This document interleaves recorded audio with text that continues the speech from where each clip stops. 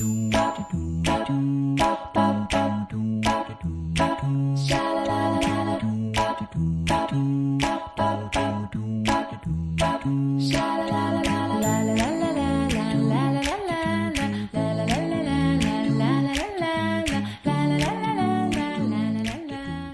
dear viewer, welcome to my channel. I know you're watching, so go subscribe so you can get another video. Like and comment to help me choose topics for you. Thank you so much. Hi dear viewer. Today I would like to discuss universal wage or basic income. I'd like to discuss what it could be and what it might mean, particularly what they are talking about the universal wage replacing. Universal wage or universal basic income has come back into the spotlight again as trials in Finland come close to ending in a few months. Universal basic income, UBI, is seen as many different things to different people, and this is what causes many of the arguments. Is it a universal basic wage, set at an absolute minimum? Will there still be a need for additional welfare to meet the needs of some community members? What incentive is there for people to work at all, particularly for the difficult and dirty jobs? However, some other trials have shown great positive improvements with an impact on education and earnings.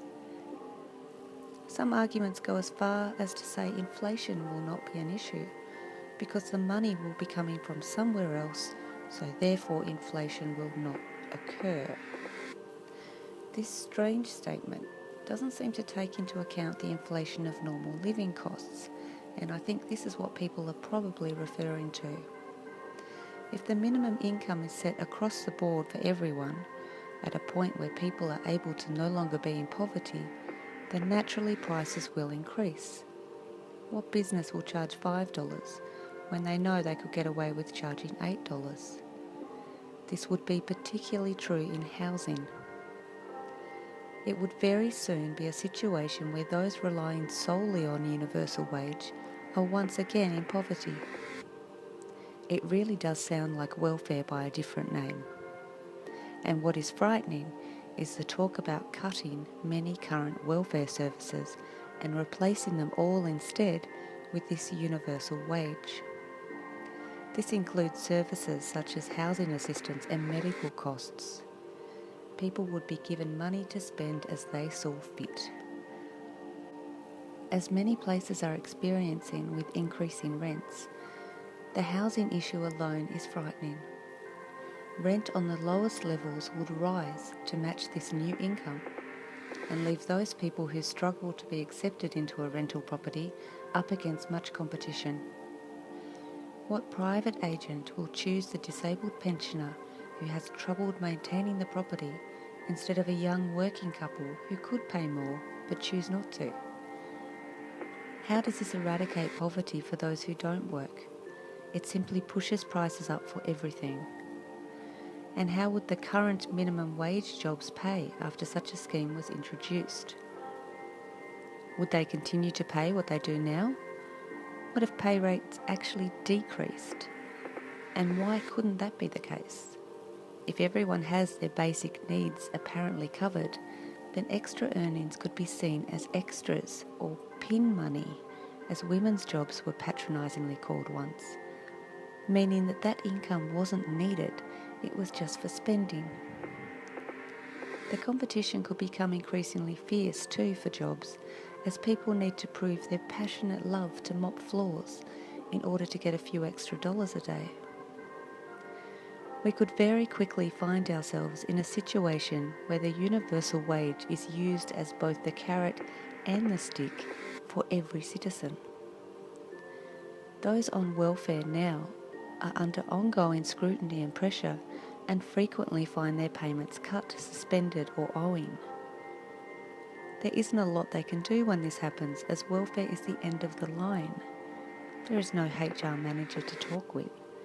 This is a giant government system of recorded messages. For example, governments now use flight records to check against welfare recipients and are quick to cancel a payment should you need a holiday from your job hunting. This is also true for pensioners and even carers who now need respite time approved before being paid.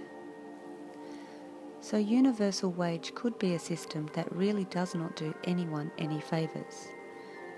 There is the potential that some existing services could be replaced, meaning that they would no longer be there. People currently on welfare could end up with a lot less help and even less financially. Talking of replacing free medical services to citizens with $10,000 a year is truly heartless. If you stop and think for a second, think beyond the cost of a doctor's appointment or a trip to the dentist. Just consider the incredible costs involved in accidents, in disability, in ageing, in birth and care for babies. All this placed on the individual citizen to manage by private enterprises, all of which are eager to make a profit. A private paying healthcare system would cut out many of those who are on welfare because of medical issues, whether age or disability related.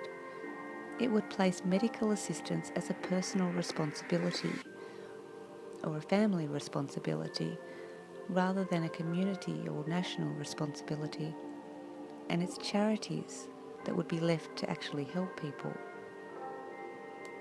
I have discussed very little of the many aspects of the universal wage or UBI, but this small focus shows just how careful we need to be in examining such a dramatic shift to how our society operates.